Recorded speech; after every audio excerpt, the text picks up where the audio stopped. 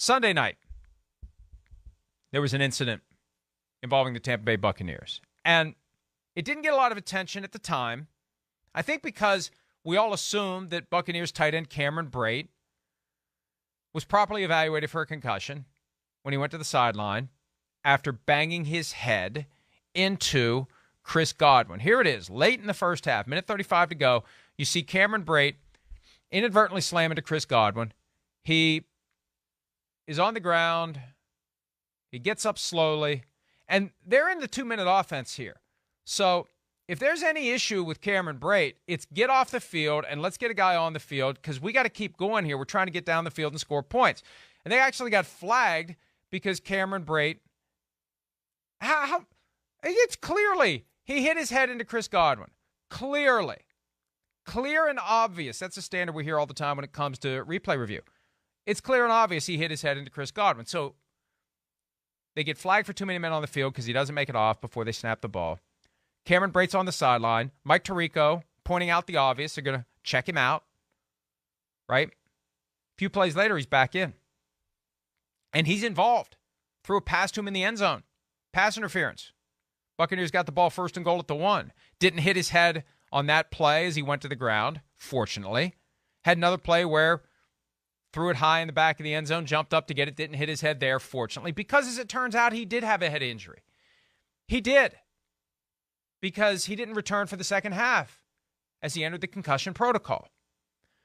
Coach Dungy was, if you watched Football Night in America, and if you did, thank you very much, he and Maria Taylor were on site because it's kind of a big deal. Buccaneers and Chiefs, Tom Brady and Patrick Mahomes. And Coach Dungy texted me yesterday morning, go back and watch this Cameron Brate play.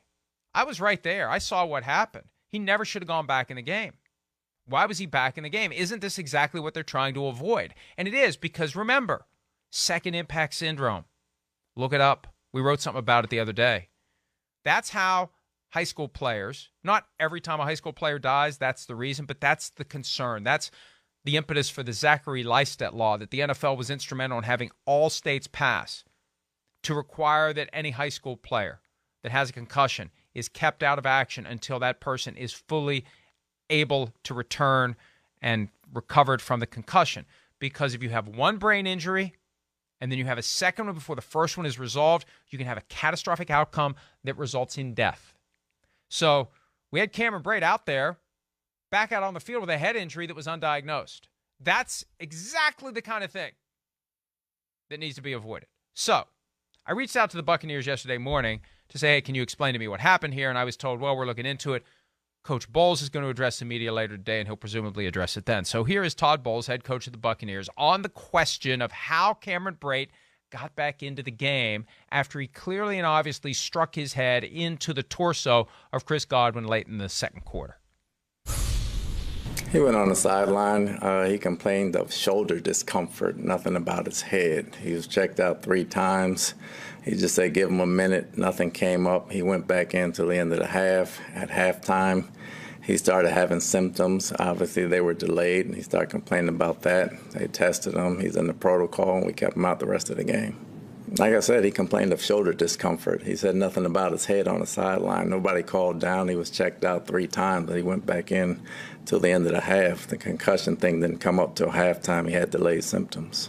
Like I said, he complained about his shoulder, not his head. You can't see a neurologist or talk about concussions if you're only complaining about your shoulder.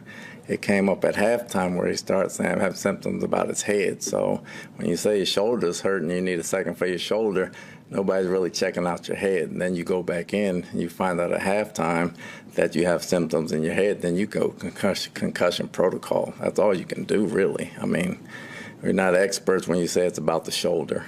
It was a noticeable hit, but again, it was on the shoulder. Nobody said nothing about the head. He got checked out 3 times. He said he just needed a minute for his shoulder to clear up, and that was it.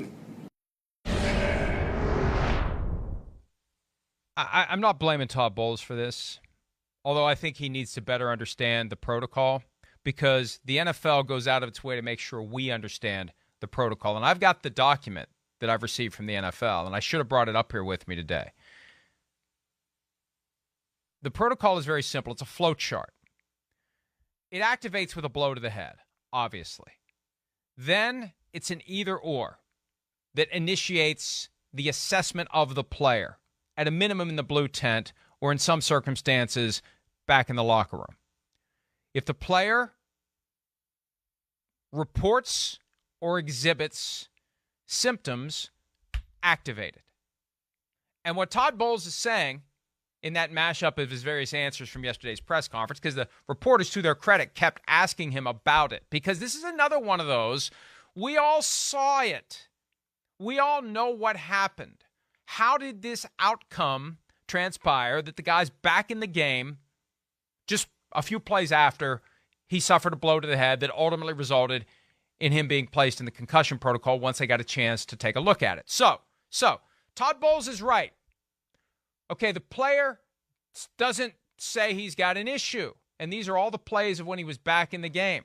Down the middle, pass interference, didn't hit his head, thank God. Back of the end zone, jumped up, didn't hit his head. Could have hit his head on the goalpost, thank God for that, because he already had a head injury that was undiagnosed. So, the player reporting or demonstrating symptoms is just part of it. There's an either or. And there are, and I've got the full list here, and I'm going to rattle off the names of all the people who have a button they can press to stop everything and get the guy checked. Certified athletic trainer on the sideline can stop the button and get everything checked. The ATC in the booth, the spotter, the person who is up there, the eye in the sky, that person can stop everything and get the person checked for a concussion. Team doctor has a hand on the button. Any of the coaches, Todd Bowles or anyone else, has a hand on the button. Any player on the field has a hand on the button. Now, it's not their obligation, but they have the power to do it. Any game official, any of the folks in black and white stripes can stop the game.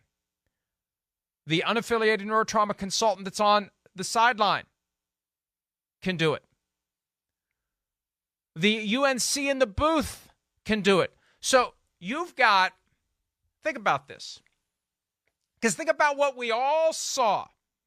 And then think about all those categories of people I've just explained to you, including, most importantly, the two in the booth. The certified athletic trainer and the unaffiliated neurotrauma consultant. In the booth, watching the game. And one of the concerns when they came up with this whole spotter concept is you're going to have all sorts of action away from the play that you may just not notice. Well, that doesn't apply here. Because the guy who caught the pass, let's play that. You're watching the game, I assume. I assume you're not, checking Twitter or reading a newspaper, smoking a cigarette, watching something that was on TV on Sunday night because you're just kind of bored by the game. But if we can, cue up the play. This is the game. If you're watching the game, that's what you saw. You saw Cameron Brate's head hit the torso of Chris Godwin. So this is a failure of the system. Coach Dungy called it a broken system yesterday. I call it a failure of the system. I don't think the system's broken, but it wasn't operational, like the microphones in our PCR-6, if that's even still the name of it. This is a failure of the system. Head hits Chris Godwin. And don't give me this shit that it was his shoulder. And I don't want to hear. I'm still waiting for an on-the-record response from the NFL as to what happened here. I don't want an off-the-record response. I want an on-the-record response. And the on-the-record response better not be, it was his shoulder. It wasn't his shoulder. And if we care at all about the men who play the game and their families and the integrity of the concussion protocol, this is where you set aside whatever the consequences may be. And you say, you know what? We screwed up here. And we did screw up in the first primetime game that was played after what we saw with Tua Tagovailoa. That's how inept this process can be at times, and we're committed to fixing it. But that's exactly what happened. Coach Dungy and I had a phone conversation about this last night, and it dawned on me. And this is basic organizational dynamics and common sense. The first primetime game played after the one in which we saw the horrific scenes of Tua Tagovailoa with the fencing posture, being stretchered, not carted, but stretchered off the field, spending the rest of the game holding our breaths, waiting for news that Tua would be okay from a brain standpoint. It was a big deal that he had motion in his extremities, and that's good. No neck injury. But that doesn't tell me his brain's fine. We waited until the end of the game to hear that his brain was fine, that he was discharged from the hospital and he was going to return to Miami. But the very first primetime game, National Football League, come on. You got to do better. And I know you're not going to be happy with me, but I don't care. If you care about your men, you're going to take this to heart and you're going to try to get better. Your first primetime game after what we saw with Tua, how do you not go to everybody involved and say, hey, we got to have our shit tightened up tonight. We got to do this right. Any doubt, get him out. When in doubt, get him out. And the one thing I reflect on, because Coach Madden used to get very upset about any inefficiencies in the operation of the protocol. I heard stories over the years, and his attitude was, if these people that we've hired to do this job can't do it, get them out and replace them with people who can do the job. Too much is at stake to let people who have their heads up their asses, frankly, in these positions. You got two in the booth, unaffiliated neurotrauma consultant, certified athletic trainer, in the booth, watching the game, presumably. I don't know, maybe they're playing tic-tac-toe. Because anybody who was watching the game saw Cameron Brate's head hit the torso of Chris Godwin, and he should have been out at that point for a full concussion evaluation. And then he would have been placed in the protocol because that's what happened at halftime. It's astounding to me. And you know what? This isn't a bigger deal. It should be. Because at a time when the NFL should be as sensitive to the concussion protocol as it has ever been since the protocol was adopted under duress of Congress 13 years ago this month. If they were ever going to be sensitive about it, it was in the primetime game, next played after what we saw with Tua. Now, it should have been sensitive to it all day long. I mean, this message that should have gone out to everyone applies to every game, from London to the 1 o'clock window to the 4 o'clock window to primetime, but especially in primetime when 20 million people are watching. And 20 million people saw Cam Brate hit his head and get back in the game. And maybe it is broken. Maybe it's all just window dressing and PR spin. And at the end of the day, there ain't a damn thing they can do in real time to change the nature of football. Well, they better try. They better try. Because, let me tell you something. Look, we all should care about the players as human beings. And it's hard to do. It's one of the themes of Playmakers. You got these guys in armor and they're like superheroes and they're fine. They're indestructible. No, they're human beings and they suffer the same injuries the rest of us do, and we have to care about their concussions. But they ever get one of these outcomes where somebody dies on the field? It's done. It's done. We're not going to all rush back and watch the games the following week. Apart from the human concern, if you have concern for the game, you don't want to be in a position where under the watch and the umbrella and the shield of the NFL, someone died on the field. The state-of-the-art medical care, supposedly, all the efforts they're taking to put the best measures in place that trickle down to lower levels of the sport, if they can't get their house in order, I don't want to consider the consequences because I like my job. So, folks, let's get our act together. Let's take care of these human beings who happen to be wearing football pads and helmets, and let's apply these protocols. And when there's a mistake, let's not circle the wagons and tell lies. Oh, it was his shoulder. It wasn't his shoulder. It was his head, and we all know it. And we better do something about it, or there's going to be a big problem in the National Football League. Hi, it's Mike Florio. Thanks for watching PFT on YouTube. Hit subscribe for the latest news and analysis from Pro Football Talk.